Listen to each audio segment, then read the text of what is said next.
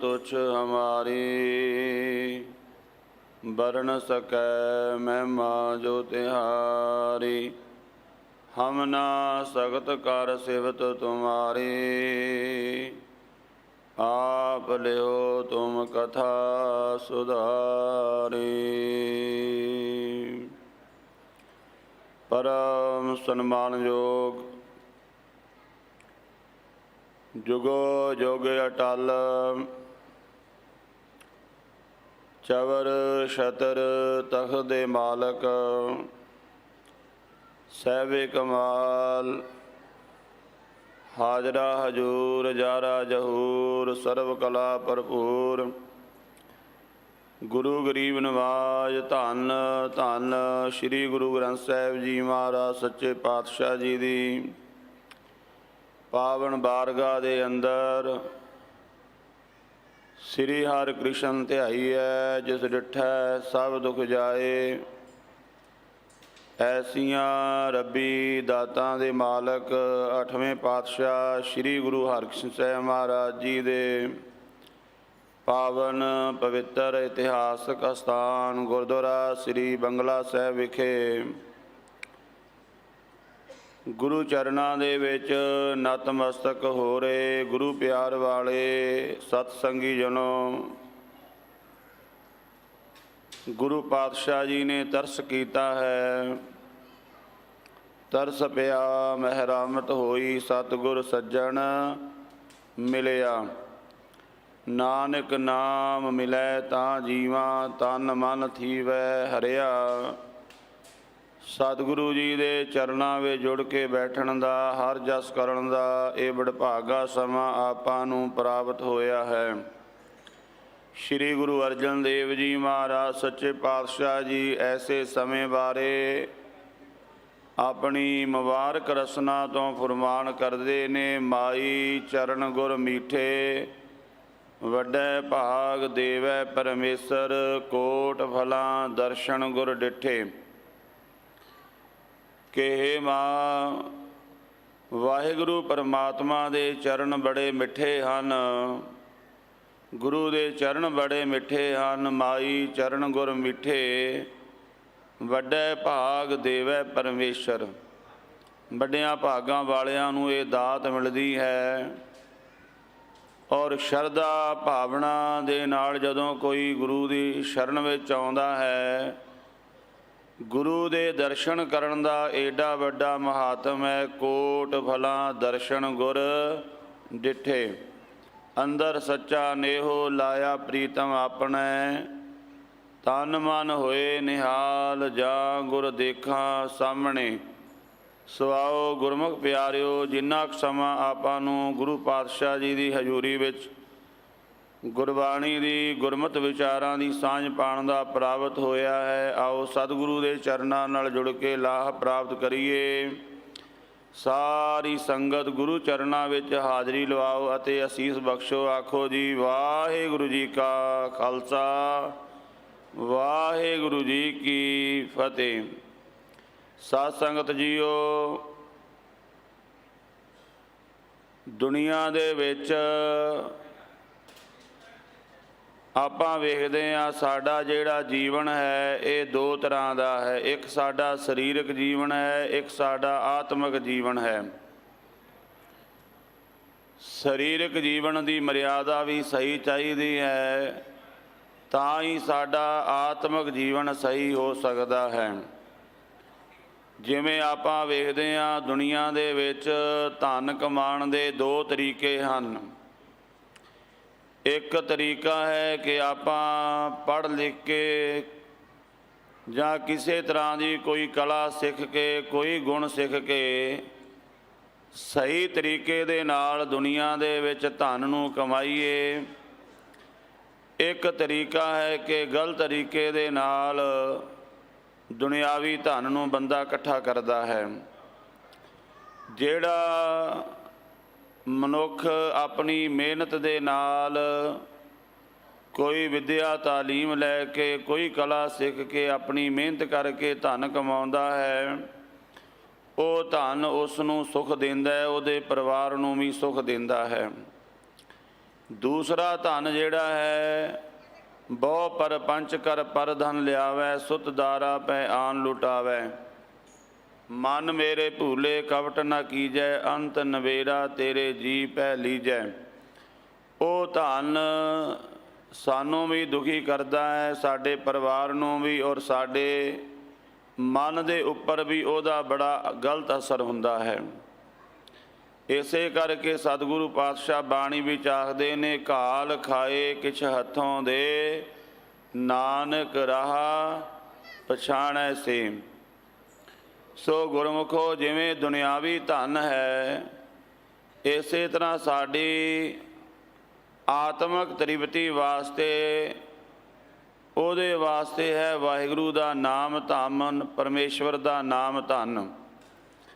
ਪਰ ਸਤਿਗੁਰੂ ਪਾਤਸ਼ਾਹ ਜੀ ਗੁਰਬਾਣੀ ਦੇ ਵਿੱਚ ਫਰਮਾਨ ਕਰਦੇ ਨੇ, ਦੁਨਿਆਵੀ ਬਰਕਤਾਂ ਵੀ ਔਰ ਰੂਹਾਨੀ ਬਰਕਤਾਂ ਵੀ ਉਹ ਲੈਣ ਦਾ ਤਰੀਕਾ ਇੱਕ ਤਾਂ ਇਹ ਹੈ ਕਿ ਗੁਰੂ ਦੀ ਸ਼ਰਨ ਵਿੱਚ ਆ ਜਾਈਏ, ਜਿਵੇਂ ਆਪਾਂ ਸਾਰੇ ਆਏ ਬੈਠੇ ਹਾਂ। ਇੱਕ ਤਰੀਕਾ ਹੋਰ ਵੀ ਹੈ, ਜਿਵੇਂ ਗਲਤ ਤਰੀਕੇ ਨਾਲ ਦੁਨਿਆਵੀ ਧਨ ਕਮਾਇਆ ਜਾਂਦਾ ਨਾ, ਇਸੇ ਤਰ੍ਹਾਂ ਮਨੁੱਖ ਗਲਤ ਤਰੀਕੇ ਦੇ ਨਾਲ ਆਪਣੀ ਆਤਮਾ ਦੀ ਤ੍ਰਿਪਤੀ ਵੀ ਕਰਨਾ ਚਾਹੁੰਦੇ ਨੇ, ਤੇ ਉਹਦੇ ਵਾਸਤੇ ਉਹ ਕਿਸੇ ਮੜੀ ਦੀ, ਕਿਸੇ ਮਿੱਟੀ ਦੀ, ਕਿਸੇ ਕਬਰ ਦੀ ਪੂਜਾ ਕਰਦੇ ਨੇ, ਜਾਂ ਕਿਸੇ ਦੇਹ ਧਾਰੀ ਦੀ ਪੂਜਾ ਕਰਨ ਲੱਗ ਜਾਂਦੇ ਨੇ। ਪਰ ਪਾਤਸ਼ਾਹ ਜੀ ਕਹਿੰਦੇ ਉਹਦੇ ਵਿੱਚੋਂ ਖੁਆਰੀ ਹੀ ਪੈਦਾ ਹੁੰਦੀ ਹੈ। ਜਦੋਂ ਆਪਾਂ ਅਕਾਲ ਪੁਰਖ ਵਾਹਿਗੁਰੂ ਦੇ ਨਾਮ ਨੂੰ ਛੱਡ ਕੇ ਗਲਤ ਪਾਸੇ ਵੱਲ ਜਾਵਾਂਗੇ, ਉਹ ਸਾਡੇ ਆਤਮਿਕ ਜੀਵਨ ਨੂੰ ਬਰਬਾਦ ਕਰਕੇ ਰੱਖ ਦੇਵੇਗਾ। ਸਤਿਗੁਰੂ ਗੁਰੂ ਅਰਜਨ ਦੇਵ ਜੀ ਮਹਾਰਾਜ ਸੱਚੇ ਪਾਤਸ਼ਾਹ ਜੀ ਸਹਿਸਕ੍ਰਿਤੀ ਦੇ ਸ਼ਲੋਕਾਂ ਦੇ ਵਿੱਚ ਫਰਮਾਨ ਕਰਦੇ ਨੇ, ਐ ਮਨੁੱਖ ਤੂੰ ਗੁਰੂ ਦੀ ਸ਼ਰਨ ਵਿੱਚ ਆ, ਗੁਰੂ ਦੀ ਮੱਤ ਦੇ ਅਨੁਸਾਰ ਚੱਲ, ਤੇਰਾ ਲੋਕ ਵੀ ਤੇ ਪਰਲੋਕ ਵੀ ਸੁਹੇਲਾ ਹੋ ਜਾਵੇਗਾ। ਕਿਉਂਕਿ ਸਾਨੂੰ ਦੁਨਿਆਵੀ ਪਦਾਰਥ ਵੀ ਚਾਹੀਦੇ ਨੇ, ਔਰ ਸਾਡੀ ਆਤਮਾ ਦੀ ਕਲਿਆਣਤਾ ਵੀ ਹੋਣੀ ਚਾਹੀਦੀ ਹੈ। ਅੱਜ ਜੋ ਸਤਿਗੁਰੂ ਪਾਤਸ਼ਾਹ ਜੀ ਦਾ ਇਸ ਪਾਵਨ ਸਥਾਨ 'ਤੇ ਅੰਮ੍ਰਿਤ ਵੇਲੇ ਦਾ ਫਰਮਾਨ ਹੈ, ਗੁਰੂ ਅਰਜਨ ਦੇਵ ਮਹਾਰਾਜ ਜੀ ਫਰਮਾਨ ਕਰਦੇ ਨੇ, ਟੋਡੀ ਮਹੱਲਾ ਪੰਜਵਾਂ, ਹਰ ਹਰ ਚਰਨ ਹਿਰਦੈ ਉਰ ਧਾਰੇ, ਸਿਮਰ ਸੁਆਮੀ ਸਤਿਗੁਰ ਆਪਣਾ ਕਾਰਜ ਸਫਲ ਹਮਾਰੇ। ਆਪਾਂ ਚਾਹੁੰਦੇ ਹਾਂ ਸਾਡੇ ਕਾਰਜ ਲੋਕ ਪਰਲੋਕ ਦੇ ਸੁਹੇਲੇ ਹੋਣ, ਤਾਂ ਪਾਤਸ਼ਾਹ ਕਹਿੰਦੇ ਗੁਰੂ ਦੀ ਸ਼ਰਨ ਵਿੱਚ ਆ ਤੇ ਗੁਰੂ ਦੀ ਮੱਤ ਦਾ ਧਾਰਨੀ ਹੋ। ਸਤਿਗੁਰੂ ਜੀ ਦੇ ਆਪਾਂ ਸ੍ਰੀ ਸੁਖਮਨੀ ਸਾਹਿਬ ਜੀ ਦੇ ਅੰਦਰ ਵੀ ਬਚਨ ਪੜ੍ਹਦੇ ਹਾਂ, ਇਹ ਲੋਕ ਸੁਖੀਏ ਪਰਲੋਕ ਸੁਹੇਲੇ, ਨਾਨਕ ਹਰਿ ਪ੍ਰਭ ਆਪੈ ਮੇਲੇ। ਧੰਨ ਗੁਰੂ ਅਰਜਨ ਦੇਵ ਜੀ ਮਹਾਰਾਜ ਸਹਿਸਕ੍ਰਿਤੀ ਦੇ ਵਿੱਚ ਜੋ ਬਖਸ਼ਿਸ਼ ਕਰਦੇ ਨੇ, ਪਾਛੰ ਕ੍ਰੋਧ ਅਗਰਣੀ ਬਣੈ, ਨਿਰਾਸੰਗ ਆਸ ਪੂਰਨੈ। ਮਨੁੱਖ ਹਰ ਇੱਕ ਪਾਸੇ ਤੋਂ, ਹਰ ਇੱਕ ਪੱਖ ਤੋਂ ਪਿੱਛੇ ਰਹਿ ਚੁੱਕਾ ਹੈ। ਹਰ ਇੱਕ ਪੱਖ ਤੋਂ ਦੁਨੀਆ ਵਿੱਚੋਂ ਪਛੜ ਗਿਆ ਤੇ ਉਹ ਚਾਹੁੰਦਾ ਮੈਂ ਦੁਨੀਆ ਵਿੱਚ ਅੱਗੇ ਆਵਾਂ, ਦੁਨੀਆ ਦੇ ਵਿੱਚ ਮੇਰੀ ਤਰੱਕੀ ਹੋਵੇ, ਦੁਨੀਆ ਦੇ ਵਿੱਚ ਮੈਂ ਕਾਮਯਾਬ ਹੋਵਾਂ। ਸਤਿਗੁਰੂ ਪਾਤਸ਼ਾਹ ਜੀ ਉੱਥੇ ਬਖਸ਼ਿਸ਼ ਕਰਦੇ ਨੇ, ਪਾਛੰ ਕ੍ਰੋਧ ਅਗਰਣੀ ਬਣੈ, ਪਿੱਛੇ ਰਹਿ ਚੁੱਕਾ ਹੈ, ਘਬਰਾ ਨਾ। ਤੈਨੂੰ ਇੱਕ ਤਰੀਕਾ ਮਹਾਰਾਜ ਕਹਿੰਦੇ ਦੱਸ ਦਿੰਦੇ ਹਾਂ ਕਿ ਤੂੰ ਸਭ ਤੋਂ ਅੱਗੇ ਹੋ ਜਾਵੇਂਗਾ। ਵਾਹਿਗੁਰੂ ਦਾ ਨਾਮ ਜਪ, ਪਰਮੇਸ਼ਵਰ ਦੇ ਨਾਮ ਨੂੰ ਜਪ, ਨਾਮ ਧਨ ਨੂੰ ਇਕੱਤਰ ਕਰ। ਪਾਛੰ ਕ੍ਰੋਧ ਅਗਰਣੀ ਵਣੈ, ਨਿਰਾਸੰਗ ਆਸ ਪੂਰਨੈ, ਨਿਰਧਨ ਭਯੰ ਧਨਵੰਤੈ, ਰੋਗੀਅੰਗ ਰੋਗ ਖੰਡਣੈ, ਭਗਤਿਅੰਗ ਭਗਤ ਦਾਨ, ਰਾਮ ਨਾਮ ਗੁਣ ਕੀਰਤਨੈ, ਪਾਰ ਬ੍ਰਹਮ ਪੁਰਖ ਦਾਤਾਰੈ, ਨਾਨਕ ਗੁਰ ਸੇਵਾ ਕਿੰਗ ਨਾ ਲੱਭੇ। ਅਤੇ ਗੁਰੂ ਦੀ ਸੇਵਾ, ਕਿਉਂਕਿ ਜਿਹੜਾ ਨਾਮ ਹੈ ਇਹ ਨਾਮ ਦੀ ਦੌਲਤ, ਨਾਮ ਦੀ ਜਿਹੜੀ ਖੁਰਾਕ ਹੈ, ਇਹ ਸਾਨੂੰ ਸੱਚੇ ਗੁਰੂ ਦੇ ਕੋਲੋਂ ਮਿਲਣੀ ਹੈ। ਤੇ ਮਹਾਰਾਜ ਕਹਿੰਦੇ ਗੁਰੂ ਦੀ ਸ਼ਰਨ ਵਿੱਚ ਆ, ਗੁਰੂ ਦੀ ਸੇਵਾ ਕਰ, ਧੰਨ ਗੁਰੂ ਅਮਰਦਾਸ ਮਹਾਰਾਜ ਜੀ ਨੂੰ ਪੁੱਛੀਏ ਪਾਤਸ਼ਾਹ, ਗੁਰੂ ਦੀ ਸੇਵਾ ਕਿੰਨੇ ਪ੍ਰਕਾਰ ਦੀ ਹੈ? ਤਾਂ ਸਤਿਗੁਰੂ ਪਾਤਸ਼ਾਹ ਕਹਿੰਦੇ ਗੁਰੂ ਦੀ ਸੇਵਾ 3 ਤਰ੍ਹਾਂ ਦੀ ਹੈ। 3 ਤਰ੍ਹਾਂ ਦੀ ਸੇਵਾ ਹੈ। ਉਹ ਸੇਵਾ ਤਿੰਨੇ ਰੂਪਾਂ ਵਿੱਚ ਮੁਕੰਮਲ ਹੋਵੇਗੀ, ਫਿਰ ਗੁਰੂ ਕੋਲੋਂ ਬਖਸ਼ਿਸ਼ਾਂ ਮਿਲਦੀਆਂ ਹਨ। ਸਤਿਗੁਰੂ ਜੀ ਦੇ ਬਚਨ ਹਨ, ਤਨ ਮਨ ਧਨ ਸਭ ਸੌਂਪ ਗੁਰ ਕੋ, ਹੁਕਮ ਮੰਨਿਐ ਪਾਈਐ। ਤਨ ਕਰਕੇ ਗੁਰੂ ਦਾ ਹੋ ਜਾ, ਤਨ ਕਰਕੇ ਗੁਰੂ ਦੀ ਸੇਵਾ। ਪ੍ਰਥਮ ਸਭ ਤੋਂ ਤਨ ਨੂੰ ਮਹਾਰਾਜ ਜੀ ਨੇ ਉੱਥੇ ਪਹਿਲ ਦਿੱਤੀ ਹੈ। ਜਿਵੇਂ ਆਪਾਂ ਗੁਰੂ ਦਰਬਾਰ ਦੇ ਵਿੱਚ ਆਏ ਹਾਂ, ਸੰਗਤਾਂ ਜੋੜਾ ਘਰ ਦੇ ਵਿੱਚ ਜੋੜੇ ਸੇਵਾ ਕਰ ਰਹੀਆਂ ਹਨ। ਕੋਈ ਲੰਗਰ ਘਰ ਦੇ ਵਿੱਚ ਲੰਗਰ ਹਾਲ ਦੇ ਵਿੱਚ ਲੰਗਰ ਵਰਤਾ ਰਹੇ ਨੇ, ਜੂਠੇ ਬਰਤਨ ਮਾਂਜ ਰਹੇ ਨੇ, ਕੋਈ ਜਲ ਦੀ ਸੇਵਾ ਕਰ ਰਹੇ ਨੇ। ਇਸ ਤਰ੍ਹਾਂ ਸੰਗਤਾਂ ਅਨੇਕ ਪ੍ਰਕਾਰ ਦੀ ਸੇਵਾ, ਇਹ ਤਨ ਦੀ ਸੇਵਾ ਹੈ। ਜਿਵੇਂ ਆਪ ਸੰਗਤਾਂ ਬੈਠ ਕੇ ਗੁਰੂ ਦਰਬਾਰ ਦੇ ਵਿੱਚ ਗੁਰੂ ਬਾਣੀ ਦੀ ਵਿਚਾਰ ਸਰਵਣ ਕਰ ਰਹੇ ਹੋ, ਇਹ ਵੀ ਸੇਵਾ ਦੇ ਵਿੱਚ ਆ ਜਾਂਦਾ ਹੈ। ਕਿਉਂਕਿ ਤਨ ਦੀ ਸੇਵਾ ਦੇ ਬਹੁਤ ਰੂਪ ਹਨ। ਗੁਰਬਾਣੀ ਨੂੰ ਪੜ੍ਹਨਾ ਇਸ ਰਸਨਾ ਦੇ ਨਾਲ ਇਹ ਵੀ ਸੇਵਾ ਹੈ। ਗੁਰਬਾਣੀ ਦੀ ਆਪਾਂ ਸੰਥਿਆ ਕਰਾਣੀ, ਇਹ ਵੀ ਸੇਵਾ। ਹੋਰਾਂ ਨੂੰ ਵੀ ਗੁਰਬਾਣੀ ਦੇ ਨਾਲ ਜੋੜਨਾ, ਇਹ ਵੀ ਸੇਵਾ ਹੈ। ਬਲਕਿ ਭਾਈ ਸਾਹਿਬ ਭਾਈ ਗੁਰਦਾਸ ਜੀ ਤਾਂ ਲਿਖਦੇ ਨੇ ਕਿ ਜੇਕਰ ਸਿੱਖ ਨੂੰ ਇੱਕ ਸ਼ਬਦ ਤੁਸੀਂ ਸਿਖਾਉਂਦੇ ਹੋ ਤੇ ਮੰਨ ਲਓ ਤੁਸੀਂ 100 ਸੋਨੇ ਦੇ ਮੰਦਰ ਬਣਾ ਕੇ ਦਾਨ ਕਰਤੇ, ਇੱਕ ਪਾਸੇ ਕਿਸੇ ਗੁਰਸਿੱਖ ਨੂੰ ਕਿਸੇ ਨੂੰ ਸ਼ਬਦ ਨਾਲ ਜੋੜਨਾ, ਬਾਣੀ ਨਾਲ ਜੋੜਨਾ, ਇਹਦਾ ਮਹਾਤਮ ਫਿਰ ਵੀ ਵੱਡਾ ਹੈ। ਭਾਈ ਗੁਰਦਾਸ ਜੀ ਲਿਖਦੇ ਨੇ, ਪੰਚ ਵਾਰ ਗੰਗ ਜਾਏ ਬਾਰ ਪੰਚ ਪ੍ਰਾਗ ਨਾਏ, ਤੈਸਾ ਪੁੰਨ ਏਕ ਗੁਰ ਸਿੱਖ ਕੋ ਨਿਭਾਏ ਕਾ, ਸਿੱਖ ਕੋ ਪਿਲਾਏ ਪਾਣੀ ਭਾਉ ਕਰ ਕੁਰ ਖੇਤ, ਅਸਮੇਧ ਫਲ ਸਿੱਖ ਕੋ ਜਿਵਾਏ ਕਾ, ਜੈਸੇ ਸਤ ਮੰਦਰ ਕੰਚਨ ਕੇ ਉਸਾਰ ਦੀਨੇ, ਤੈਸਾ ਪੁਨ ਸਿੱਖ ਕੋ ਇੱਕ ਸ਼ਬਦ ਸਿਖਾਏ ਕਾ, जैसे 20 बार दर्शन साधु किया काहू, तैसा पुन सिख को पाग चाप सुआए का। गुरसिखां दी सेवा करनी, ਇਹਦਾ भी बड़ा वड्डा महात्म है। सेवा शरीर ਦੀ ਅਨੇਕ ਤਰ੍ਹਾਂ ਦੀ, ਜਦੋਂ ਆਪਾਂ ਇਸ ਤਰ੍ਹਾਂ ਗੁਰੂ ਘਰ ਵਿੱਚ ਆਪਾਂ ਨੂੰ ਕੋਈ ਵੀ ਸੇਵਾ ਮਿਲਦੀ ਹੈ, ਉਹ ਸਮਰਪਿਤ ਹੋ ਕੇ ਪੂਰੀ ਭਾਵਨਾ ਦੇ ਨਾਲ ਕਰਨੀ ਹੈ। ਦੂਸਰਾ ਹੈ ਮਨ ਦੀ ਸੇਵਾ, ਕਿ ਸਾਡੇ ਮਨ ਵਿੱਚ ਪੂਰੀ ਸ਼ਰਧਾ ਹੋਵੇ ਕਿ ਮੈਂ ਸੇਵਾ ਕਰ ਰਿਹਾ ਹਾਂ, ਸਤਿਗੁਰ ਕੀ ਸੇਵਾ ਸਫਲ ਹੈ। ਜੇ ਕੋ ਕਰੇ ਚਿੱਤ ਲਾਏ, ਮਨ ਲਾ ਕੇ ਸੇਵਾ ਕਰਨੀ ਹੈ। ਇਹ ਨਹੀਂ ਵੀ ਚਲੋ ਆਪਾਂ ਆਏ ਹਾਂ ਤੇ ਕੋਈ ਫਰਮੈਲਿਟੀ ਨਹੀਂ, ਕਿਉਂਕਿ ਅੱਜ ਸਾਡੇ ਅੰਦਰ ਮਨ ਜਿਹੜਾ ਬੜਾ ਡਾਵਾਂਡੋਲ ਹੋ ਗਿਆ ਹੈ। ਮਨ ਦੇ ਵਿੱਚ ਸ਼ਰਧਾ ਨਹੀਂ, ਉਹਦਾ ਕਾਰਨ ਸਾਨੂੰ ਇਸ ਤਰ੍ਹਾਂ ਦੇ ਬਚਨ ਸੁਣਨ ਨੂੰ ਮਿਲ ਰਹੇ ਨੇ ਜਿਹੜੇ ਸਾਨੂੰ ਗੁਰੂ ਦੀ ਸੇਵਾ ਤੋਂ ਤੋੜਦੇ ਨੇ, ਜੋ ਸਾਨੂੰ ਅਸ਼ਰਧਕ ਬਣਾਉਂਦੇ ਨੇ। ਅੰਮ੍ਰਿਤ ਵੇਲੇ ਉੱਠਣ ਦਾ ਕੀ ਲੋੜ ਹੈ, ਇਸ਼ਨਾਨ ਕਰਨ ਦੀ ਕੀ ਲੋੜ ਹੈ, ਸੇਵਾ ਕਰਨ ਦੀ ਕੀ ਲੋੜ ਹੈ। ਬਾਣੀਆਂ ਤੇ ਕਿੰਤੂ ਪਰੰਤੂ ਅਨੇਕ ਤਰ੍ਹਾਂ ਕਰਕੇ ਉਹ ਲੋਕ ਸਿੱਖੀ ਤੇ ਵਾਰ ਕਰਦੇ ਨੇ। ਮਨ ਦੇ ਵਿੱਚ ਪੂਰੀ ਸ਼ਰਧਾ ਹੋਵੇ, ਕਿਉਂਕਿ ਮੇਰਾ ਗੁਰੂ ਕਹਿ ਰਿਹਾ ਹੈ। ਆਪਾਂ ਕਿਸੇ ਬੰਦੇ ਦੀ ਗੱਲ ਨਹੀਂ ਮੰਨਣੀ, ਗੁਰੂ ਦੀ ਗੱਲ ਮੰਨਣੀ ਹੈ। ਤੇ ਸ੍ਰੀ ਗੁਰੂ ਗ੍ਰੰਥ ਸਾਹਿਬ ਜੀ ਕਹਿੰਦੇ, ਸਤਿਗੁਰ ਕੀ ਸੇਵਾ ਸਫਲ ਹੈ ਜੇ ਕੋ ਕਰੇ ਚਿੱਤ ਲਾਏ। ਹੋਏਗਾ ਕਿ ਮਨ ਚਿੰਦਿਆ ਫਲ ਪਾਵਣਾ ਹੋਮੈ ਵਿੱਚੋਂ ਜਾਏ। ਕੋਈ ਵੀ ਤੁਹਾਡੇ ਮਨ ਦੀ ਇੱਛਾ ਹੈ, ਉਹ ਕਦੇ ਵੀ ਅਧੂਰੀ ਨਹੀਂ ਰਹਿ ਸਕਦੀ ਜੇਕਰ ਭਾਵਨਾ ਨਾਲ ਤੁਸੀਂ ਸੇਵਾ ਕਰ ਰਹੇ ਹੋ।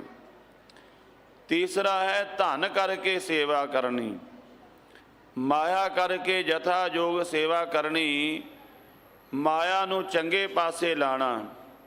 ਪਰ ਮਾਫ ਕਰਨਾ, ਅੱਜ ਆਪਾਂ ਵੇਖਦੇ ਹਾਂ ਕਿ ਜਦੋਂ ਅਖੰਡ ਪਾਠ ਸਾਹਿਬ ਦੀ ਭੇਟਾ ਦੇਣੀ ਹੋਵੇ ਜਾਂ ਕੀਰਤਨ ਦੀ ਭੇਟਾ ਜਾਂ ਲੰਗਰਾਂ ਵਿੱਚ ਸੇਵਾ, ਆਪਾਂ ਹੱਥ ਸੰਕੋਚ ਲੈਂਦੇ ਹਾਂ। ਪਰ ਕਿਤੇ ਸਾਡੇ ਘਰ ਵਿੱਚ ਬੱਚੇ ਦਾ ਵਿਆਹ ਹੈ, ਜਨਮ ਦਿਨ ਦਾ ਫੰਕਸ਼ਨ ਹੈ, ਲੋਕ ਲੱਖਾਂ ਰੁਪਈਏ ਲਾ ਦਿੰਦੇ ਨੇ। ਪਿੱਛੇ ਜੀ ਇੱਕ ਸਰੀਰ ਮਿਲਿਆ, ਲੁਧਿਆਣੇ ਸ਼ਹਿਰ ਦੇ ਵਿੱਚ ਇੱਕ ਵਿਆਹ ਹੋਇਆ ਸੀ, ਇੱਕ ਕਲਾਕਾਰ ਆਇਆ ਸੀ, ਕਹਿੰਦੇ 7 ਲੱਖ ਰੁਪਇਆ ਉਹਨੂੰ 3 ਘੰਟਿਆਂ ਦਾ ਦਿੱਤਾ ਹੈ। 7 ਲੱਖ ਰੁਪਈਆ। ਤੇ ਪਰ ਵਿਆਹ ਕਿਹਨਾਂ ਦਾ ਸੀ? ਸਰਦਾਰ ਫੈਮਿਲੀ, ਸਿੱਖ ਫੈਮਿਲੀ ਦਾ ਸੀ। ਜਦੋਂ ਸਿੱਖ ਕੀਰਤਨ ਜਿਨ੍ਹਾਂ ਨੇ ਸਾਨੂੰ ਗੁਰਬਾਣੀ ਨਾਲ ਜੋੜਨਾ, ਗੁਰਬਾਣੀ ਦਾ ਜਿਹਦੇ ਨਾਲ ਸਾਡਾ ਭਲਾ ਹੋਣਾ ਹੈ, ਸਾਡੇ ਪਰਿਵਾਰ ਦਾ, ਸਾਡੀ ਜਨਰੇਸ਼ਨ ਦਾ ਭਲਾ ਹੋਣਾ ਹੈ, ਸਾਡੇ ਘਰ ਦੀ ਵਾਈਬ੍ਰੇਸ਼ਨ ਚੰਗੀ ਹੋਣੀ ਹੈ, ਉੱਥੇ ਆਪਾਂ ਕਿੰਤੂ ਪਰੰਤੂ ਕਰਨ ਲੱਗ ਜਾਂਦੇ ਹਾਂ ਜੀ। ਇੰਨੀ ਭੇਟਾ ਇਹ ਗੁਰੂ ਅਮਰਦਾਸ ਮਹਾਰਾਜ ਜੀ ਦੇ ਬਚਨ ਨੇ, ਤਨ ਮਨ ਧਨ ਸਭ ਸੌਂਪ ਗੁਰ ਕੋ। ਸੌਂਪਣ ਤੋਂ ਭਾਵ ਕੀ ਹੈ? ਗੁਰੂ ਦੀ ਮੱਤ ਦੇ ਅਨੁਸਾਰ ਸਰੀਰ ਨੂੰ ਵਰਤਣਾ ਹੈ। ਗੁਰੂ ਦੀ ਮੱਤ ਦੇ ਅਨੁਸਾਰ ਇਹ ਸਰੀਰ ਨੂੰ ਗੁਰੂ ਦੀ ਮੱਤ ਦੇ ਅਨੁਸਾਰ ਵਰਤਾਂਗੇ। ਤੇ ਗੁਰੂ ਪਾਤਸ਼ਾਹ ਕੀ ਕਹਿੰਦੇ ਨੇ? ਮੇਰੇ ਮੋਹਣ ਸਰਵਣੀ ਇਹ ਨਾ ਸੁਣਾਏ, ਸਾਖਤ ਗੀਤ ਨਾਦ ਧੁਨ ਗਾਵਤ ਬੋਲਤ ਬੋਲ ਅਜਾਏ।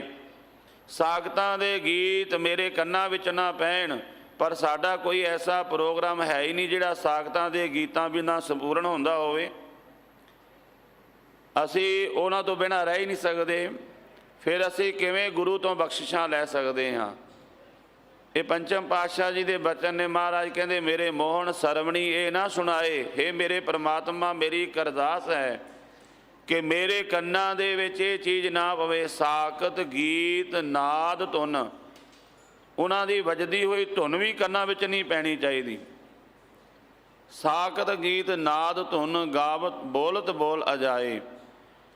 ਇਸ ਕਰਕੇ ਗੁਰਮੁਖੋ, ਆਪਾਂ ਜਦੋਂ ਇਹ 3 ਤਰ੍ਹਾਂ ਦੀ ਸੇਵਾ, ਜਦੋਂ ਆਪਾਂ ਇਸ ਤਰ੍ਹਾਂ ਸਮਰਪਿਤ ਹੋ ਗਏ ਨਾ ਗੁਰੂ ਨੂੰ, ਤੇ ਇਹ ਗਰੰਟੀ ਹੈ ਗੁਰੂ ਗ੍ਰੰਥ ਸਾਹਿਬ ਮਹਾਰਾਜ ਜੀ ਦੀ। ਪਾਤਸ਼ਾਹ ਕਹਿੰਦੇ ਤੂੰ ਚਿੱਤ ਲਾ ਕੇ ਸੇਵਾ ਕਰੀ, ਮਨ ਚਿੰਦਿਆ ਫਲ ਪਾਏ। ਕੋਈ ਤੇਰੇ ਮਨ ਦੀ ਇੱਛਾ ਅਧੂਰੀ ਨਹੀਂ ਰਹੇਗੀ। ਪਰ ਗੁਰੂ ਦੀ ਮੱਤ ਦੇ ਅਨੁਸਾਰ, ਗੁਰੂ ਦੀ ਮਰਿਆਦਾ ਦੇ ਅਨੁਸਾਰ ਚੱਲਣਾ ਪਵੇਗਾ। ਇੱਕ ਪਾਸੇ ਆਪਾਂ ਗੁਰੂ ਦੀ ਬਾਣੀ ਵੀ ਪੜ੍ਹਦੇ ਹਾਂ, ਦੂਜੇ ਪਾਸੇ ਆਪਾਂ ਸਾਖਤਾਂ ਦੇ ਗੀਤ ਵੀ ਸੁਣਦੇ ਹਾਂ, ਉਹ ਵੀ ਗੁਣਗੁਣਾਉਂਦੇ ਹਾਂ। ਸਾਡਾ ਕਿਵੇਂ ਭਲਾ ਹੋਵੇਗਾ? ਇਹ ਤਾਂ ਇਸ ਤਰ੍ਹਾਂ ਹੈ ਜਿਵੇਂ ਕੋਈ ਖੀਰ ਬਣਾ ਕੇ ਉਹਦੇ ਵਿੱਚ ਸੁਆਹ ਪਾ ਦੇਵੇ, ਉਹਦੇ ਵਿੱਚ ਮਿੱਟੀ ਪਾ ਦੇਵੇ। ਬਾਣੀ ਪੜ੍ਹੀ, ਨਾਮ ਜਪਿਆ, ਤੇ ਦੂਜੇ ਪਾਸੇ ਵੀ ਹੋ ਤੁਰੇ। ਸਤਿਗੁਰੂ ਗੁਰੂ ਅਰਜਨ ਦੇਵ ਮਹਾਰਾਜ ਜੀ ਕਹਿੰਦੇ ਤੂੰ ਕਿਸੇ ਵੀ ਪੱਖ ਤੋਂ ਪਿੱਛੇ ਰਹਿ ਗਿਆ, ਕਿਸੇ ਵੀ ਪੱਖ ਤੋਂ। ਜਿਵੇਂ ਆਪ ਸੰਗਤਾਂ ਨੇ ਸੁਣਿਆ ਹੋਵੇਗਾ, ਪੜ੍ਹਿਆ ਵੀ ਹੋਵੇਗਾ, ਜੋ ਪਾਕਿਸਤਾਨ ਦੇ ਰਾਸ਼ਟਰਪਤੀ ਅਯੂਬ ਖਾਂ ਹੋਏ ਨੇ ਬਚਪਨ ਦੇ ਵਿੱਚ, ਭਲੇ ਸਮੇਂ ਦੀ ਗੱਲ ਹੈ, ਪਾਕਿਸਤਾਨ ਬਣਨ ਤੋਂ ਪਹਿਲਾਂ ਦੀ, ਕਿ ਉਹ ਬੱਚਾ ਨਲਾਇਕ ਸੀ, ਮੁਸਲਮਾਨਾਂ ਦਾ ਬੱਚਾ ਸੀ, ਪਰ ਉਸ ਸਮੇਂ ਬੜਾ ਪਿਆਰ ਹੁੰਦਾ ਸੀ। ਤੇ ਉਹ ਮਾਸਟਰ ਦੀ ਮਾਰ ਤੋਂ ਡਰਦਾ ਹੋਇਆ ਅੱਜ ਸਕੂਲ ਨਹੀਂ ਗਿਆ ਤੇ ਗੁਰਦੁਆਰੇ ਚਲਾ ਗਿਆ। ਜਿਹੜੇ ਉੱਥੇ ਭਾਈ ਸਾਹਿਬ ਸਨ ਉਹਨਾਂ ਨੇ ਪੁੱਛ ਲਿਆ, ਅਜੂਬਿਆ ਕੀ ਗੱਲ ਸਕੂਲ ਨਹੀਂ ਗਿਆ? ਕਹਿੰਦਾ ਸਕੂਲੋਂ ਮਾਰ ਪੈਂਦੀ ਹੈ, ਇਸ ਕਰਕੇ ਮੈਂ ਸਕੂਲ ਨਹੀਂ ਜਾਣਾ ਹੁਣ। ਤੇ ਇੱਥੇ ਘਰਦਿਆਂ ਤੋਂ ਡਰਦਾ ਹੋਇਆ ਗੁਰਦੁਆਰੇ ਆ ਕੇ ਬੈਠ ਜਾਣਾ। ਉਹਨਾਂ ਨੇ ਕਿਹਾ ਆ ਜਾ ਫਿਰ ਤੈਨੂੰ ਇੱਕ ਐਸੀ ਬਖਸ਼ਿਸ਼ ਗੁਰੂ ਦੀ ਦੇਣੇ ਆ ਦਾਤ ਕਿ ਤੈਨੂੰ ਡਰਨ ਦੀ ਲੋੜ ਨਹੀਂ, ਜੋ ਚਾਹਵੇਂਗਾ ਉਹ ਮਿਲ ਜਾਵੇਗਾ। ਉਹ ਬੱਚਾ ਆਇਆ ਤੇ ਉਹ ਭਾਈ ਸਾਹਿਬ ਨੇ ਉਹਨਾਂ ਨੂੰ ਮੂਲ ਮੰਤਰ ਲਿਖ ਕੇ ਦੇ ਦਿੱਤਾ।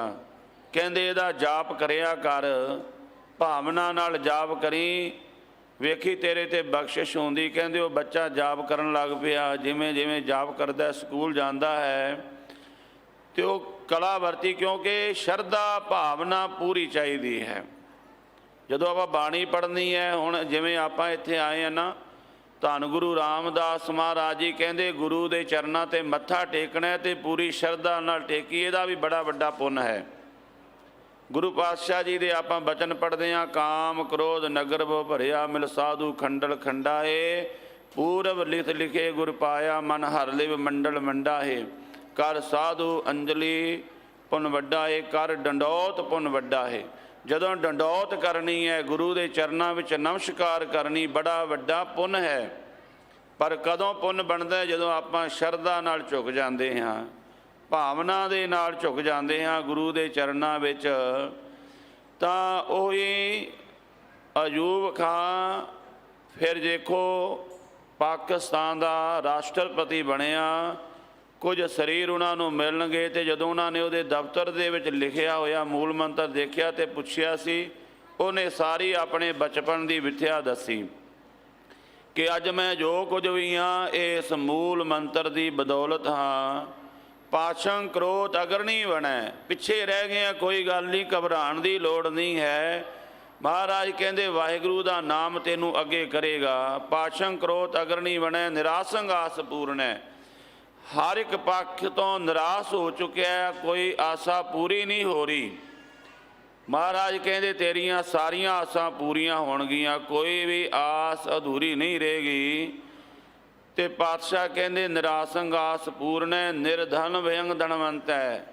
ਕੰਗਾਲ ਹੈ, ਧਨ ਨਹੀਂ ਹੈ, ਪੈਸਾ ਕੋਲ ਕਦੇ ਜੁੜਦਾ ਨਹੀਂ ਹੈ। ਮਹਾਰਾਜ ਕਹਿੰਦੇ ਜੁੜੇਗਾ ਧਨ, ਬਹੁਤ ਧਨ ਆਵੇਗਾ, ਧਨਵਾਨ ਹੋ ਜਾਵੇਗਾ। ਰੋਗੀਆਂ ਰੋਗ ਖੰਡਣਾ, ਕੋਈ ਐਸੀ ਬਿਮਾਰੀ ਲੱਗ ਗਈ, ਕੋਈ ਐਸਾ ਰੋਗ ਲੱਗ ਗਿਆ ਠੀਕ ਨਹੀਂ ਹੁੰਦਾ। ਪਾਤਸ਼ਾਹ ਕਹਿੰਦੇ ਗੁਰੂ ਦੀ ਸ਼ਰਨ ਵਿੱਚ ਆ ਜਾ।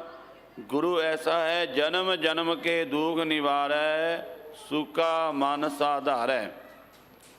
ਜਨਮਾਂ ਜਨਮਾਂ ਦੇ, ਇਸ ਜਨਮ ਦੇ ਤਾਂ ਕੀ ਗੱਲ, ਮਹਾਰਾਜ ਕਹਿੰਦੇ ਕਈ ਜਨਮਾਂ ਦੇ ਜਿਹੜੇ ਖੂਨ ਵਿੱਚ ਚੱਲੇ ਆ ਰਹੇ ਸੀ, ਜੋ ਸਾਡੇ ਬਲੱਡ ਵਿੱਚ ਹੁੰਦੇ ਨੇ, ਜੋ ਸਾਡੇ ਬਜ਼ੁਰਗਾਂ ਨੂੰ ਕੋਈ ਬਿਮਾਰੀ ਕੋਈ ਤਕਲੀਫ ਸੀ ਉਹ ਚੱਲੀ ਆ ਰਹੀ ਸੀ।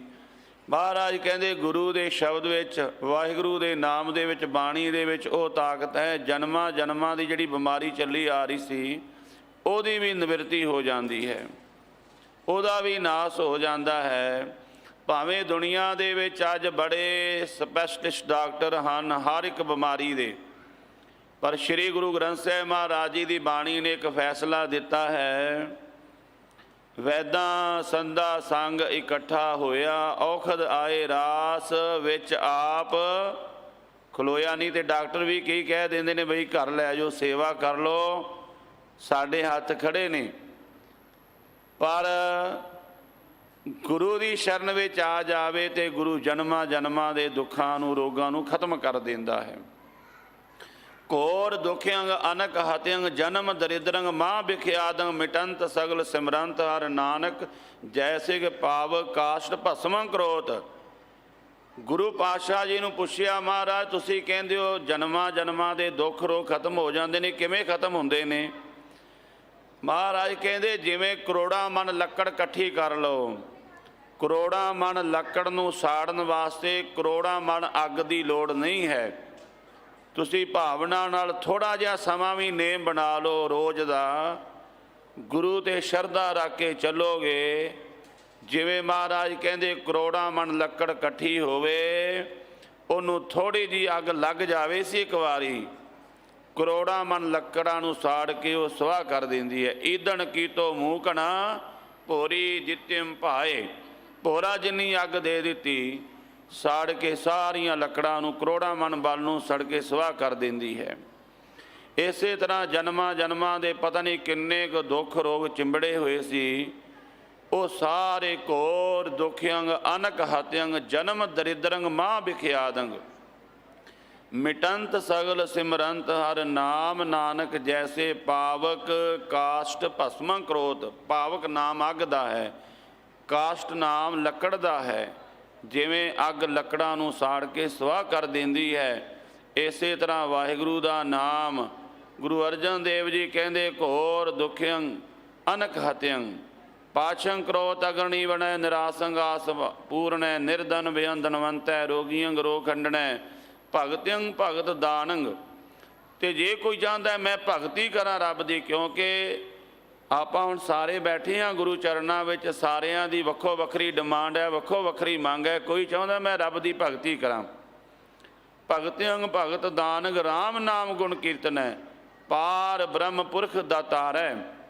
ਵਾਹਿਗੁਰੂ ਦੇ ਨਾਮ ਵਿੱਚ ਸਾਰਾ ਕੁਝ ਹੈ, ਪਰ ਉਹ ਮਿਲੇਗਾ ਕਿਵੇਂ? ਨਾਨਕ ਗੁਰ ਸੇਵਾ ਕਿੰਗ ਨਾ ਲੱਭੇ, ਅਤੇ ਮਿਲੇਗਾ ਗੁਰੂ ਦੀ ਸ਼ਰਨ ਵਿੱਚ ਆ ਕੇ।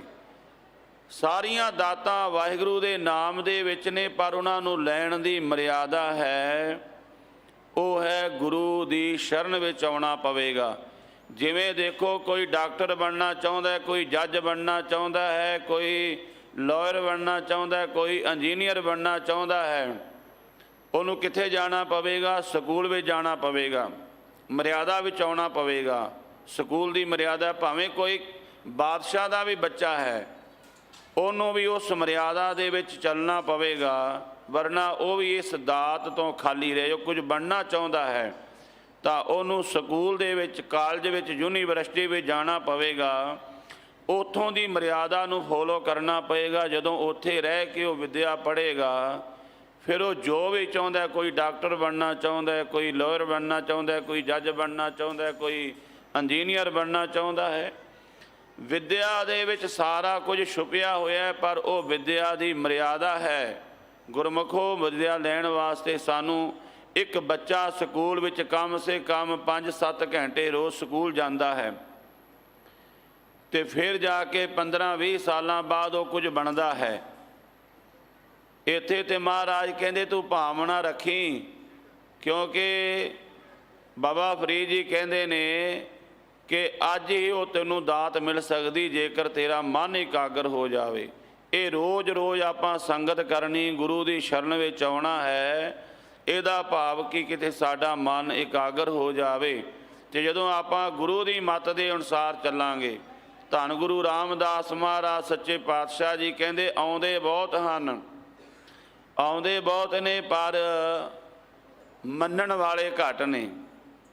ਸੇਵਕ ਸਿੱਖ ਪੂਜਨ ਸਭ ਆਵੇਂ, ਸਭ ਗਾਵੇਂ, ਹਰ ਹਰ ਊਤਮ ਬਾਣੀ, ਗਾਵਿਆ ਸੁਣਿਆ ਤਿਨ ਕਾ ਹਰ ਥਾਏ ਪਾਵੇ, ਜਿਨ ਸਤਿਗੁਰ ਕੀ ਆਗਿਆ ਸਤ ਸਤ ਕਰ ਮਾਨੀ। ਆਉਂਦੇ ਬਹੁਤ ਨੇ, ਮਹਾਰਾਜ ਕਹਿੰਦੇ ਗਾਉਂਦੇ ਵੀ ਬਹੁਤ ਨੇ। ਕੋਈ ਗਾਵੇ ਰਾਗੀ ਨਾਦੀ ਬੇਦੀ, ਬਹੁ ਭਾਂਤ ਕਰ ਨਹੀਂ, ਹਰ ਹਰ ਪੀਜੈ ਰਾਮ ਰਾਜੇ।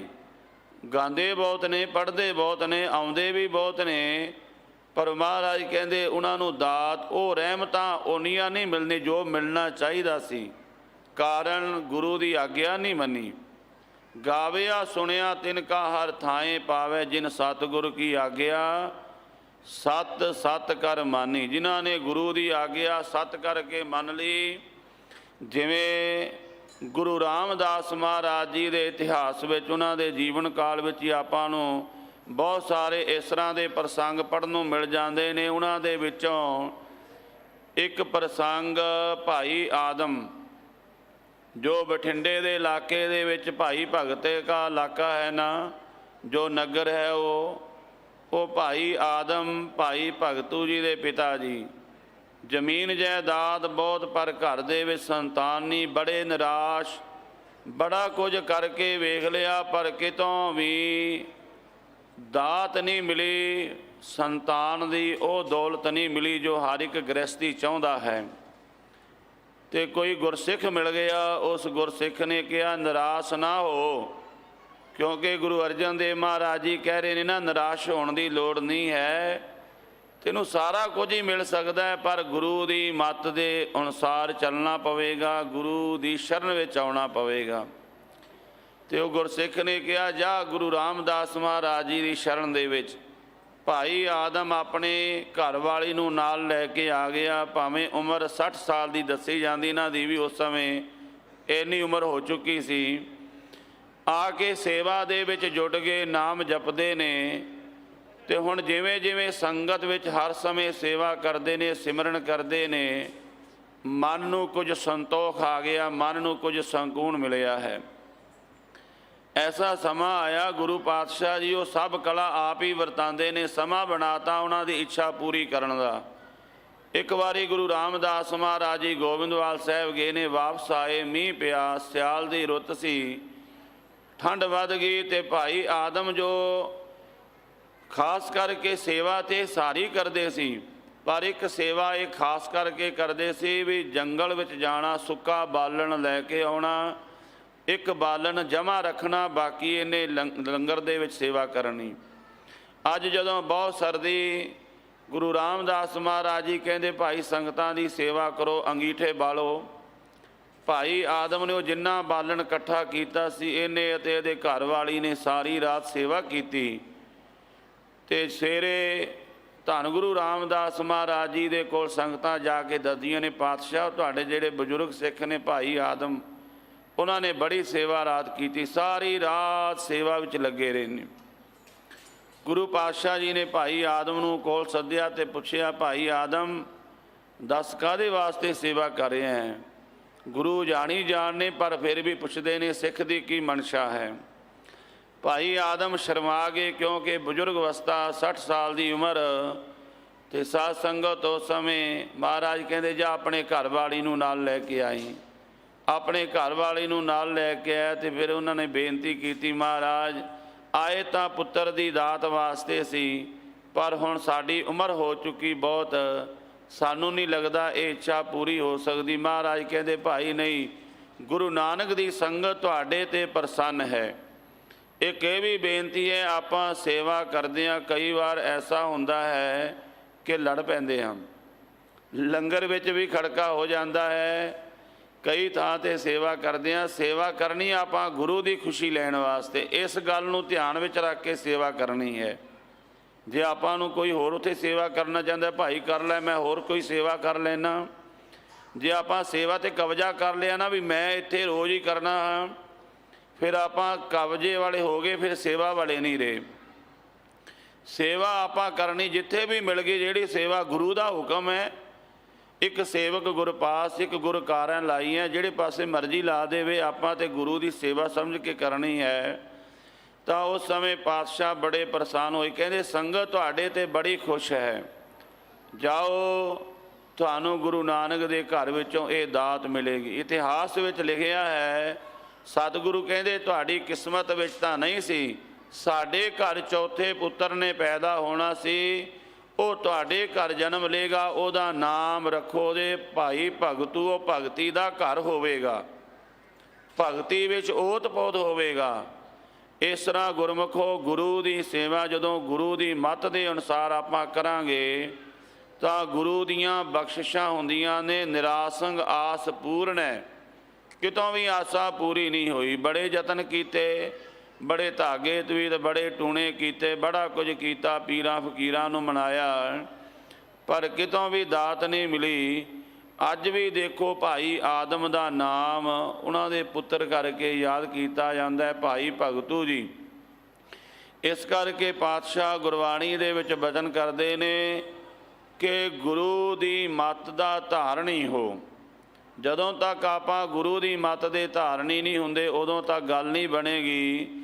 ਪਾਤਸ਼ਾਹ ਧੰਨ ਗੁਰੂ ਰਾਮਦਾਸ ਮਹਾਰਾਜ ਜੀ ਦੇ ਬਚਨ ਨੇ, ਗੁਰਸਿੱਖ ਮੀਤ ਚਲੋ ਗੁਰ ਚਾਲੀ, ਜੋ ਗੁਰ ਕਹਿ ਸੋਈ ਭਲ ਮਾਨੋ, ਹਰ ਹਰ ਕਥਾ ਨਿਰਾਲੀ। ਜੇ ਗੁਰੂ ਕਹਿੰਦਾ ਕੇਸ ਰੱਖ ਤੇ ਰੱਖਣੇ ਚਾਹੀਦੇ ਨੇ, ਆਪਾਂ ਕਿਉਂ ਕਤਲ ਕਰਾਉਂਦੇ ਹਾਂ? ਗੁਰਸਿੱਖ ਮੀਤ ਚਲੋ ਗੁਰ ਚਾਲੀ। ਜੇ ਗੁਰੂ ਕਹਿੰਦਾ ਕੇਸ ਨਹੀਂ ਰੰਗਣੇ, ਫਿਰ ਕਿਉਂ ਰੰਗਦੇ ਹਾਂ ਕੇਸਾਂ ਨੂੰ? ਗੁਰੂ ਦਾ ਹੁਕਮ ਹੈ, ਮਰਿਆਦਾ ਵਿੱਚ ਲਿਖਿਆ ਹੈ। ਪੰਜ ਪਿਆਰੇ ਜਦੋਂ ਆਪਾਂ ਨੂੰ ਅੰਮ੍ਰਿਤ ਛਕਾਉਂਦੇ ਨੇ, ਖਾਸ ਤੌਰ 'ਤੇ ਹਦਾਇਤ ਕਰਦੇ ਨੇ, ਆਪਾਂ ਨੂੰ ਗੁਰੂ ਮਹਾਰਾਜ ਜੀ ਦੀ ਮਰਿਆਦਾ ਨੂੰ ਮੰਨਣਾ ਪਵੇਗਾ। ਧੰਨ ਗੁਰੂ ਰਾਮਦਾਸ ਮਹਾਰਾਜ ਜੀ ਦੇ ਬਚਨ ਨੇ ਇਸੇ ਪ੍ਰਥਾਏ, ਸੰਤੋ ਸੁਣੋ ਸੁਣੋ ਜਨ ਭਾਈ, ਗੁਰ ਕਾਢੀ ਬਾਹ ਕੁਕੀਜੈ। ਇਹ ਸੰਤੋ ਹੈ ਗੁਰਮੁਖੋ, ਪਾਤਸ਼ਾਹ ਕਹਿੰਦੇ ਭਾਈ ਗੁਰੂ ਉੱਚੀ ਦੇਣੀ ਕੂਕ ਕੇ ਤੁਹਾਨੂੰ ਪੁਕਾਰ ਕੇ ਕਹਿ ਰਿਹਾ ਹੈ। ਕੀ ਕਹਿ ਰਿਹਾ ਹੈ ਗੁਰੂ ਪਾਤਸ਼ਾਹ ਸਾਨੂੰ? ਜੇ ਆਤਮ ਕੋ ਸੁਖ ਸੁਖ ਨਿਤ ਲੋੜੋ, ਤਾਂ ਸਤਿਗੁਰ ਸ਼ਰਨ ਪਵੀਜੈ। ਆਪਾਂ ਚਾਹੁੰਦੇ ਹਾਂ, ਅੱਜ ਮਨ ਕਰਕੇ ਦੁਨੀਆ ਦੁਖੀ ਹੈ, ਸਰੀਰ ਕਰਕੇ ਪਦਾਰਥ ਬਰੇ ਨੇ, ਪਰ ਮਨ ਕਰਕੇ ਜਿਹਨੂੰ ਮਰਜ਼ੀ ਪੁੱਛ ਕੇ ਦੇਖ ਲਓ, ਦੁੱਖ ਕੀਆਂ ਪੰਡਾਂ ਖੁੱਲੀਆਂ, ਸੁੱਖ ਨਾ ਨਿਕਲਿਓ ਕੋਏ। ਨਾਨਕ ਦੁਖੀਆ ਸਭ ਸੰਸਾਰ। ਅੰਦਰੋਂ ਸਾਰੇ ਦੁਖੀ ਨੇ, ਅੰਦਰ ਤਾਂ ਅੱਗ ਬਲਦੀ ਹੈ। ਬਾਬਾ ਫਰੀਦ ਜੀ ਕਹਿੰਦੇ ਹਨ, ਫਰੀਦਾ ਮੈਂ ਜਾਣਿਆ ਦੁੱਖ ਮੁਝ ਕੋ, ਦੁੱਖ ਸਵਾਇਆ ਜਗ ਉੱਚੇ ਚੜ੍ਹ ਕੇ ਦੇਖਿਆ, ਤਾਂ ਘਰ ਘਰ ਇਹ ਅੱਗ। ਘਰ ਘਰ ਵਿੱਚ ਹਿਰਦੇ ਹਿਰਦੇ ਦੇ ਵਿੱਚ ਹਰ ਇੱਕ ਦੇ ਅੰਦਰ ਦੁੱਖਾਂ ਦੀ ਅੱਗ ਲੱਗੀ, ਅੰਦਰੋਂ ਸੜਦੇ ਨੇ ਜੀਵ। ਜਿਉ ਤਪਤ ਹੈ ਬਾਰੋ ਬਾਰ, ਤਪ ਤਪ ਖਪੈ ਬਹੁਤ ਬੇਕਾਰ। ਜੈ ਤਨ ਬਾਣੀ ਵਿਸਰ ਜਾਏ, ਜਿਉ ਪੱਕਾ ਰੋਗੀ ਵਿਰਲਾਏ। ਧੰਨ ਗੁਰੂ ਰਾਮਦਾਸ ਮਹਾਰਾਜ ਜੀ ਕਹਿੰਦੇ, ਸੰਤੋ ਸੁਣੋ ਸੁਣੋ ਜਨ ਭਾਈ, ਗੁਰ ਕਾਢੀ ਬਾਹ ਕੁਕੀਜੈ। ਜੇ ਆਤਮ ਕੋ ਸੁਖ ਸੁਖ ਨਿਤ ਲੋੜੋ, ਤਾਂ ਸਤਿਗੁਰ ਸ਼ਰਨ ਪਵੀਜੈ। ਸਤਿਗੁਰੂ ਦੀ ਸ਼ਰਨ ਵਿੱਚ ਆ ਜਾਓ। ਸਤਿਗੁਰੂ ਦੀ ਸ਼ਰਨ ਵਿੱਚ ਆਉਣ ਤੋਂ ਕੀ ਭਾਵ ਹੈ ਵੀ ਗੁਰਦੁਆਰੇ ਆ ਕੇ ਬੈਠ ਜਾਈਏ। ਸਤਿਗੁਰੂ ਦੀ ਸ਼ਰਨ ਤੋਂ ਭਾਵ ਹੈ ਤਨ ਮਨ ਧਨ ਸਭ ਸੌਂਪ ਗੁਰ ਕੋ, ਹੁਕਮ ਮੰਨਿਆ ਪਾਇਆ। ਤਨ ਕਰਕੇ ਵੀ ਹੁਕਮ ਮੰਨਣਾ ਹੈ, ਰੋਮਾਂ ਦੀ ਬੇਅਦਬੀ ਨਹੀਂ ਕਰਨੀ, ਕੇਸਾਂ ਦੀ ਬੇਅਦਬੀ ਨਹੀਂ ਕਰਨੀ। ਗੁਰੂ ਨੇ ਕਿਹਾ ਇਸ ਤਨ ਦੇ ਉੱਪਰ ਗਾਤਰਾ ਪਾ ਲੈ, ਅੰਮ੍ਰਿਤ ਛਕ ਲੈ, ਤੇ ਤੈਨੂੰ ਕੀ ਇਤਰਾਜ਼ ਹੈ। ਕਈ ਲੋਕ ਨਾ ਬੜੇ ਹੋਰ ਤਰ੍ਹਾਂ ਦੇ ਵਚਨ ਕਹਿੰਦੇ ਨੇ, ਹੋਰ ਤਰ੍ਹਾਂ ਦੀਆਂ ਗੱਲਾਂ ਕਰਦੇ ਨੇ। ਆਪਾਂ ਗੁਰੂ ਵੱਲ ਵੇਖਣਾ, ਮੇਰਾ ਗੁਰੂ ਕਿਵੇਂ ਖੁਸ਼ ਹੈ। ਮੇਰਾ ਗੁਰੂ ਕਹਿੰਦਾ ਹੈ ਵੀ ਤੂੰ ਅੰਮ੍ਰਿਤ ਛਕ ਲੈ, ਗੁਰੂ ਵਾਲਾ ਬਣ ਜਾ, ਅੰਮ੍ਰਿਤ ਵੇਲੇ ਉੱਠ, ਬਾਣੀ ਪੜ੍ਹ, ਨਾਮ ਜਪ, ਸੇਵਾ ਕਰ। ਆਪਾਂ ਦੁਨੀਆ ਵੱਲ ਪਿੱਛੇ ਨਹੀਂ ਲੱਗਣਾ, ਆਪਾਂ ਗੁਰੂ ਦੀ ਮੱਤ ਦੇ ਧਾਰਨੀ ਹੋਣਾ ਹੈ। ਜੇ ਸਤਿਗੁਰੂ ਦੀ ਸ਼ਰਨ ਵਿੱਚ ਇੱਦਾਂ ਆਵਾਂਗੇ ਤਾਂ ਫਿਰ ਦੁਨੀਆ ਦੀ ਕੋਈ ਖੁਸ਼ੀ ਐਸੀ ਨਹੀਂ ਜਿਹੜੀ ਤੁਹਾਨੂੰ ਨਾ ਮਿਲੇ। ਦੁਨੀਆ ਦੀ ਹਰ ਇੱਕ ਦੌਲਤ ਇਹ ਲੋਕ ਸੁਖੀਏ ਪਰ ਲੋਕ ਸੁਹੇਲੇ, ਨਾਨਕ ਹਰਿ ਪ੍ਰਭ ਆਪੇ ਮੇਲੇ। ਸਾਰੀਆਂ ਦਾਤਾਂ ਮਿਲਣਗੀਆਂ, ਇੱਛਾ ਪੂਰਕ ਸਰਬ ਸੁਖ ਦਾਤਾ ਹਰ ਜਾਂ ਕਹਿ ਵਸ ਹੈ ਕਾਮ ਧੇਨਾ ਸੋ ਐਸਾ ਹਰ ਧਿਆਈਏ। ਮੇਰੇ ਜੀਅੜੇ ਤਾਂ ਸਰਬ ਸੁਖ ਪਾਵੇ ਮੇਰੇ ਮਨਾ। ਨਾਮ ਜਪਣਾ ਗੁਰੂ ਦੀ ਮੱਤ ਦੇ ਅਨੁਸਾਰ। ਸਕੂਲ ਵਿੱਚ ਬੱਚਾ ਪੜ੍ਹਨ ਜਾਂਦਾ ਹੈ ਨਾ, ਤੇ ਉਹ ਆਪਣੀ ਮਰਜ਼ੀ ਨਾਲ ਸ਼ੁਰੂ ਵਿੱਚ ਨਾ ਕਾਪੀ 'ਤੇ ਜਾਂ ਪਹਿਲਾਂ ਫਟੀਆਂ ਹੁੰਦੀਆਂ ਸੀ, ਉਹ ਪਿਲਸਨ ਨਾਲ ਕਾਂਟੇ ਮਾਰੀ ਜਾਂਦਾ, ਲੀਗਾਂ ਪਾਈ ਜਾਂਦਾ, ਤੇ ਆਪਣੇ ਵੱਲੋਂ ਸੋਚਦਾ ਵੀ ਮੈਂ ਬਹੁਤ ਵਧੀਆ ਕਰ ਰਿਹਾ ਹਾਂ। ਪਰ ਟੀਚਰ ਦੱਸਦਾ ਨਹੀਂ, ਟੀਚਰ ਉਹਨੂੰ ਪੂਰਨੇ ਪਾ ਕੇ ਦਿੰਦਾ ਹੈ ਕਿ ਇਸ ਤਰ੍ਹਾਂ ਅੱਖਰ ਲਿਖਣਾ ਹੈ। ਇਸ ਤਰ੍ਹਾਂ ਜਦੋਂ ਬੱਚਾ ਉਹ ਗੁਰੂ ਆਪਣੇ ਟੀਚਰ ਦੀ ਮੱਤ ਦੇ ਮੁਤਾਬਕ ਚੱਲਦਾ ਹੈ, ਉਹੀ ਬੱਚਾ ਜਿਹਨੂੰ ਪਿਲਸਨ ਪਕੜਨੀ ਨਹੀਂ ਆਉਂਦੀ, ਜਿਹਨੂੰ ਕਾਪੀ ਦਾ ਵੀ ਨਹੀਂ ਪਤਾ ਵੀ ਸਿੱਧੀ ਹੈ ਕਿ ਪੁੱਠੀ ਹੈ, ਉਹੀ ਬੱਚਾ ਇੱਕ ਦਿਨ ਉੱਥੋਂ ਪੜ੍ਹ ਕੇ ਕਿਤੇ ਵੱਡਾ ਡਾਕਟਰ ਬਣ ਜਾਂਦਾ ਹੈ। ਮਨੁੱਖ ਦੇ ਸਰੀਰ ਨੂੰ ਚੀਰ ਕੇ ਫਿਰ ਸੀਮ ਦਿੰਦਾ ਹੈ। ਦੇਖੋ ਉਹੀ ਬੱਚਾ ਹੈ ਨਾ ਜਿਹਨੂੰ ਕਦੇ ਪਿਲਸਨ ਨਹੀਂ ਸੀ ਪਕੜਨੀ ਆਉਂਦੀ, ਪਰ ਅੱਜ ਉਹਨੇ ਛੁਰੀ ਚਲਾਈ ਕਿਸੇ ਦੇ ਸਰੀਰ 'ਤੇ, ਆਪਰੇਸ਼ਨ ਕੀਤਾ ਹੈ, ਟਾਂਕੇ ਲਾ ਕੇ ਉਹਨੂੰ ਸੀਮ ਦਿੱਤਾ ਹੈ, ਬੰਦਾ ਬਿਲਕੁਲ ਠੀਕ ਹੋ ਗਿਆ ਹੈ, ਉਹਦੀ ਬਿਮਾਰੀ ਨੂੰ ਠੀਕ ਕਰਤਾ ਹੈ। ਪਰ ਕਿਵੇਂ ਉਹਨੂੰ ਉੱਥੇ ਸਕੂਲ ਦੇ ਵਿੱਚ ਜਾਣਾ ਪਿਆ, ਪਿਲਸਨ ਵੀ ਪਕੜਨੀ ਨਹੀਂ ਸੀ ਆਉਂਦੀ, ਕਾਪੀ ਦਾ ਵੀ ਪਤਾ ਨਹੀਂ ਸਿੱਧੀ ਹੈ ਕਿ ਪੁੱਠੀ ਹੈ। ਪਰ ਜਿਵੇਂ ਜਿਵੇਂ ਟੀਚਰ ਕਹਿੰਦੇ ਗਏ ਪੜ੍ਹਦਾ ਗਿਆ ਤੇ ਅੱਜ ਕਿੰਨਾ ਵੱਡਾ ਅਫਸਰ ਬਣ ਗਿਆ, ਕੋਈ ਡਾਕਟਰ ਬਣ ਗਿਆ। ਇਸੇ ਤਰ੍ਹਾਂ ਗੁਰਮੁਖੋ ਭਾਵੇਂ ਆਪਾਂ ਨੂੰ ਕੁਝ ਨਹੀਂ ਆਉਂਦਾ, ਆਪਾਂ ਗੁਰੂ ਗ੍ਰੰਥ ਸਾਹਿਬ ਜੀ ਦੀ ਮੱਤ ਦੇ ਅਨੁਸਾਰ ਚੱਲੀਏ।